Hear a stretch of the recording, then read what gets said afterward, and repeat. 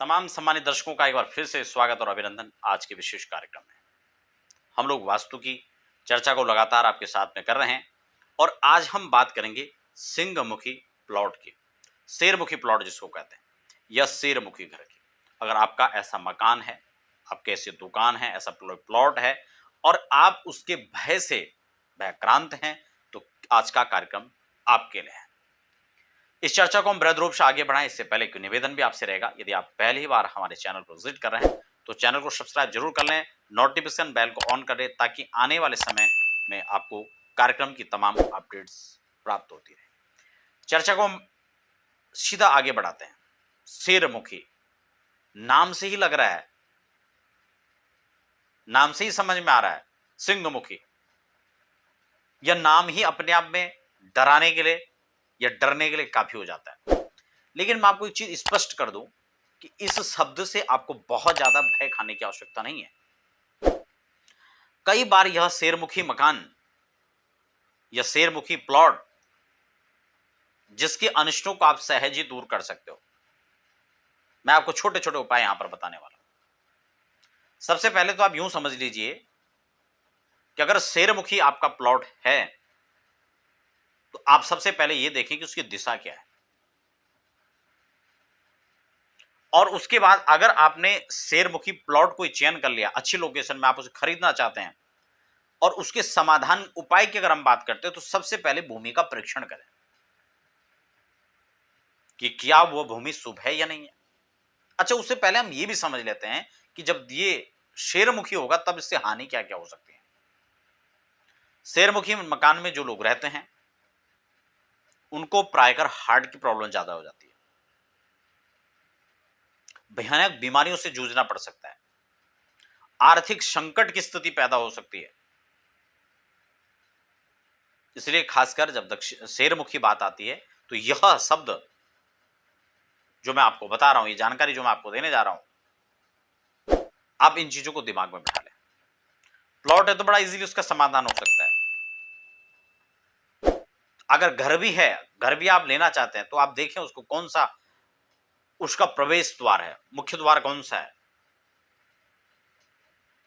अगर दक्षिण की तरफ से वह हिस्सा ज्यादा खुला हुआ है तो क्योंकि दक्षिण दिशा नकारात्मक ऊर्जा का एक प्रभाव वहां से रहेगा, इसलिए वह दक्षिण मुख का साथ में शेरमुखी होने के कारण वह आपके लिए प्रतिकूल हो सकता है।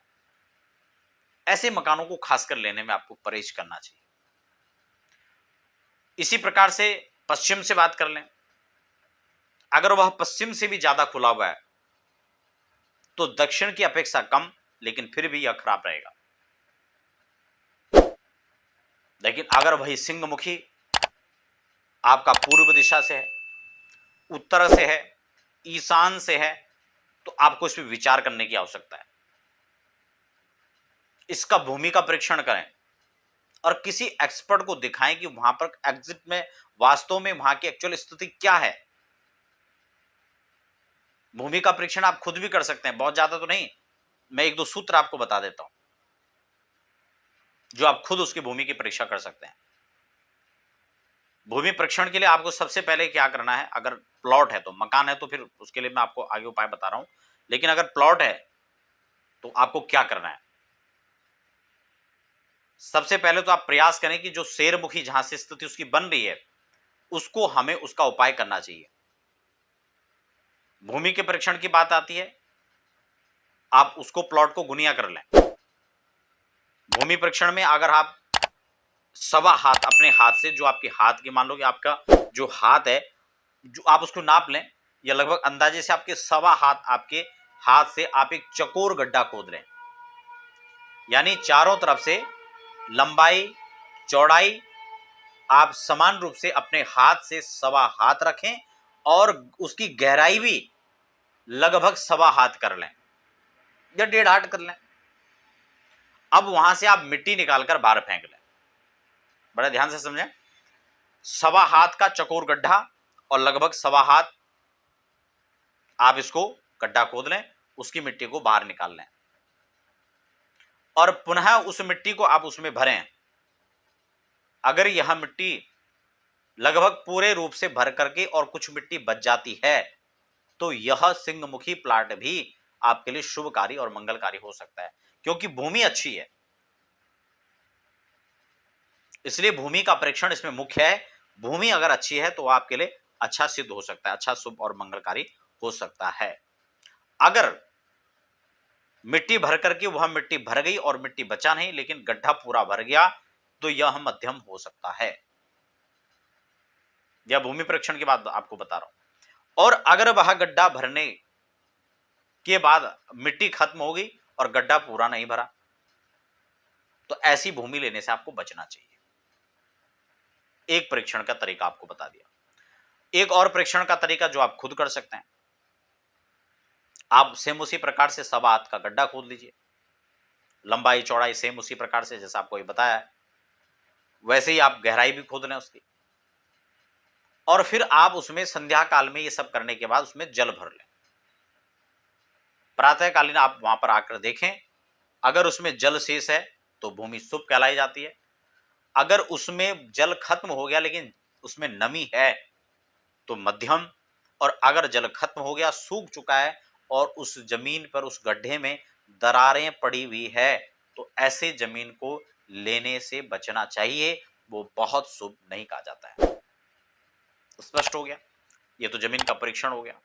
दक्षिण मुखी खासकर हो तो बिल्कुल अवॉइड करने का प्रयास करना चाहिए। अगर है तो किसी अच्छे एक्सपर्ट को दिखाएं और फिर वहां पर सलाह लेकर के फिर आगे बढ़े, उसका नक्शा उस हिसाब से बनाएं, ताकि एक एक चीजों पर उसका परिहार हो सके। क्योंकि किसी भी समस्या का, किसी भी दोष का कैंसिलेशन अगर हो रहा है तो आप उसको उस हिसाब से आगे बढ़ सकते हैं। ठीक है? अगर मकान है और इस प्रकार की गुंजाइश बन रही है तो आप उसमें वास्तु दोष निवारण के लिए वैदिक शांति करवा सकते हैं। वास्तु का वैदिक। एक चीज और आपको बता दूं, आजकल प्राय ये प्रचलन है, जो वास्तु के बारे में कुछ भी नहीं जानते हैं कि वास्तु कहां से उत्पन्न हुआ, क्या चीज वास्तु है, वह भी प्राय आपको रेमेडी बताते फिरते हैं कि यहां पर ये लटका दो, यहां पर ये चिपका दो। ये लटकाने और चिपकाने का विषय नहीं है, ये वास्तु की पूजा की विधि है, ये वास्तु को शांत करने का है, ये वास्तु को प्रसन्न करने की विधा है। तो उसको आप उसके अनुकूल कैसे उसको आप अपने बनाएं, या तो हम उसके अनुकूल हो जाएं या उसको अपने अनुकूल कर लें, तो समस्या ही खत्म हो जाती है।